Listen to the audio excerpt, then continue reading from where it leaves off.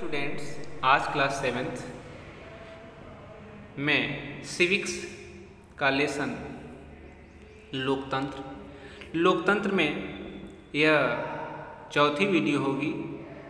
पिछली वीडियो में हम लोग एकात्मक सरकार और संघात्मक सरकार के विषय में पढ़ा। इस वीडियो में हम एकात्मक और संघात्मक सरकार के क्या क्या तत्व होते हैं, क्या क्या एलिमेंट्स होते हैं, उनके बारे में अध्ययन किया जाएगा। एकात्मक सरकार के तत्व, एकात्मक सरकार क्या है, इसके क्या क्या तत्व हैं, किस आधार पर यह कार्य करती है, इसके बारे में हम लोग अध्ययन करेंगे। पहला है शक्ति का स्वकेंद्रण। एकात्मक सरकार में जैसा कि हम लोग पीछे पढ़े कि एकात्मक सरकार में सारी शक्तियाँ सेंट्रल गवर्नमेंट के पास होती हैं, तो उसमें शक्ति का स्वकेंद्रण होता है, यानी सारी शक्तियाँ सेंटर में होती हैं, केंद्र में होती हैं। राज्यों को केंद्र सरकार केवल आदेश देते हैं। एकाकी प्रशासन, इसमें प्रशासन एकाकी होता है। जैसे संघात्मक सरकार में केंद्र सरकार और राज्य सरकार के बीच शक्तियों का विभाजन किया गया है, बंटवारा किया गया है, लेकिन एकात्मक सरकार में ऐसा नहीं है। एकाकी नागरिकता, एकात्मक सरकार में एकाकी नागरिकता होती है। संविधान की प्रकृति, संविधान की प्रकृति एकात्मक सरकार में संविधान की प्रकृति एकात्मक सरकार की भांति होती है। संविधान में सारी शक्तियाँ केंद्र को दी गई होती हैं। आइए देखते हैं संघात्मक सरकार के तत्व। संघात्मक सरकार में शक्तियों का वितरण होता है। संघात्मक सरकार में शक्तियाँ केंद्र और राज्यों के मध्य बटी होती है। संविधान में उसका उल्लेख किया गया होता है, लिखित एवं कठोर संविधान। संघात्मक सरकार में, हालांकि एकात्मक सरकार में भी संविधान होता है, ऐसा नहीं कि उसमें संविधान नहीं होता है, लेकिन उसमें उसका एकाकी रूप होता है। उसमें संविधान की प्रकृति संघात्मक सरकार से अलग होती है। इसमें संघात्मक सरकार में लिखित एवं कठोर संविधान होते हैं, लिखित एवं कठोर संविधान होते हैं, ऐसा नहीं है, लचीले भी संविधान होते हैं। जैसे भारत का संविधान कठोर और लचीला दोनों है। लिखित संविधान होता है। संविधान की सर्वोच्चता होती है। संघात्मक सरकार में संविधान सर्वोच्च होता है।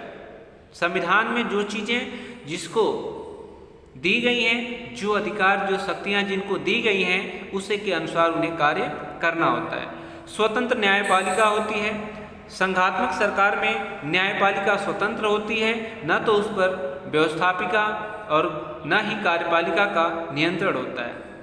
द्विसदनी विधायिका, यानी संघात्मक सरकार में द्विसदनी विधायिका होती है, यानी 2 सदन अनिवार्य होते हैं। जैसे भारत में संघात्मक सरकार है तो यहाँ पर एक लोकसभा है और दूसरा राज्यसभा है। दोहरी नागरिकता, दोहरी नागरिकता, यहाँ पर दोहरी नागरिकता होती है। जैसे अमेरिका में संघात्मक सरकार है, वहाँ पर एक तो अमेरिका के नागरिक होंगे, दूसरे जिस राज्य के निवासी होंगे वहाँ के नागरिक होंगे। भारत में ऐसा नहीं है। भारत में केवल एक ही नागरिकता है, केवल भारत के नागरिक हम होंगे। लेकिन अमेरिका में 2 तरह की नागरिकता है, दोहरी नागरिकता है। जिस स्टेट में हम पैदा हुए उस राज्य के हम नागरिक, दूसरी अमेरिका के नागरिक। ठीक है, तो यह थी एकात्मक और संघात्मक सरकार के तत्व। आइए देखते हैं कि समकालीन विश्व में लोकतंत्र की लोकप्रियता के प्रमुख तत्व, यानी लोकतंत्र क्यों लोकप्रिय है, उसके लोकप्रियता का क्या कारण है, आइए इसमें देखते हैं। समकालीन विश्व में, जो वर्तमान विश्व चल रहा है, उसमें लोकतंत्र ही क्यों इतना लोकप्रिय है, उसके बारे में देखते हैं। समानता, लोकतंत्र में इक्वेलिटी होती है, समानता होती है। अन्य किसी शासन प्रणाली में समानता नहीं होती है, उसमें भेदभाव होता है, पक्षपात होता है। लेकिन लोकतंत्र ही ऐसी शासन प्रणाली है जिसमें सारे व्यक्ति, देश के सभी नागरिकों के बीच समानता स्थापित करने का प्रयास किया गया है। स्वतंत्रता होती है। लोकतंत्र में सभी नागरिकों को स्वतंत्रता होती है, स्वतंत्र रूप से कार्य करके सबको अपना अपना विकास करने की आज़ादी होती है। सार्वजनिक सहभागिता, यह लोकतांत्रिक शासन प्रणाली में सार्वजनिक सहभागिता होती है, यानी सभी लोग मिल करके कार्य करते हैं, एक व्यक्ति का शासन नहीं होता है, इसमें सबकी सहभागिता होती है। शासन में सभी जाति, धर्म, वर्ग, संप्रदाय के लोग शासन व्यवस्था में सम्मिलित होते हैं। निर्णय लेने की प्रक्रिया, इसमें निर्णय लेने की प्रक्रिया जनता के हाथ में होती है या जनता द्वारा चुने हुए प्रतिनिधियों के हाथ में होती है, अर्थात यह अप्रत्यक्ष रूप से जनता का शासन होता है। तो इसलिए लोकतांत्रिक प्रणाली विश्व की सभी शासन प्रणालियों से बेहतर होती है।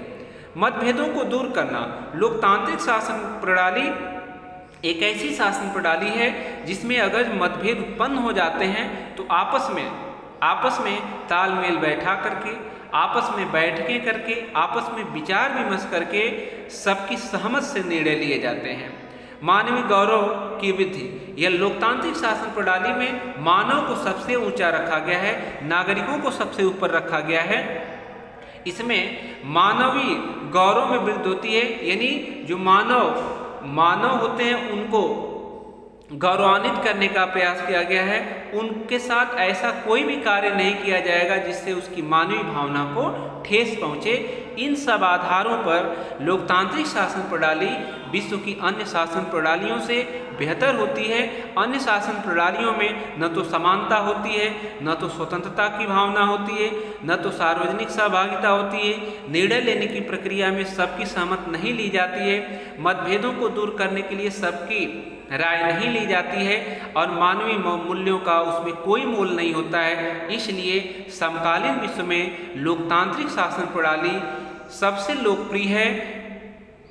इस वीडियो में बस इतना। इस वीडियो के साथ यह लेसन भी समाप्त होता है। Thank you.